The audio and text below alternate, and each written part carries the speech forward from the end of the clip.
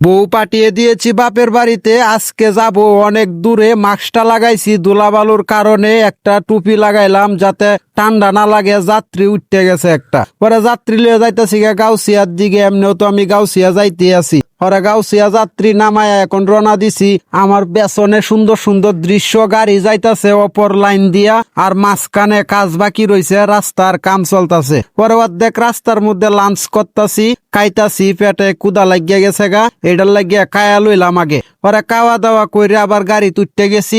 গাড়ি তুইটা যাইতাছি, আর একটা যাত্রী পাইছি। যাত্রী কাঞ্চন ব্রিজ পার হয়ে নামাইছি, ওখান রওনা দিয়েছি গাজীপুর দিকে। তো যাওয়ার পথে আরেকটা ভাড়া পাইছি, 3-4টা ভাড়া পাইছি। আসার পথে প্রায় 100 টাকার মতো ইনকাম হয়ে গেছে। আমি আইসা পড়ছি এখন বাণিজ্য মেলাতে। সিপাদের ঢুকিয়া বাণিজ্য মেলার সামনে আইছি, কারণ হইলো পুলিশের নিষেধাজ্ঞা আছে। পরে বাণিজ্য মেলার সামনে দিহি অমায়া পুলিশ, দিহি আমার বন্ধু আমার ভিডিও দেখে বালাই লাগছে, তাদের সাথে কিছুক্ষণ কথাবার্তা কইলাম। ওখানে আমি যাইতাছি গিয়া, কারণ হইলো এনত বেশিক্ষণ দাঁড়ায় তাহা যাইতো না। পরে চিন্তা ভাবনা করে উঠতে গেছি ওভার ব্রিজের উপরে। এখান থেকে পুরা বাণিজ্য মেলা দেখা যায়, অনেক সুন্দর দেখা যাইতেছে। বাহিরের দৃশ্য দেখে বোঝা যাইতেছে ভিতরে যে অনেক সুন্দর সুন্দর দৃশ্য আছে।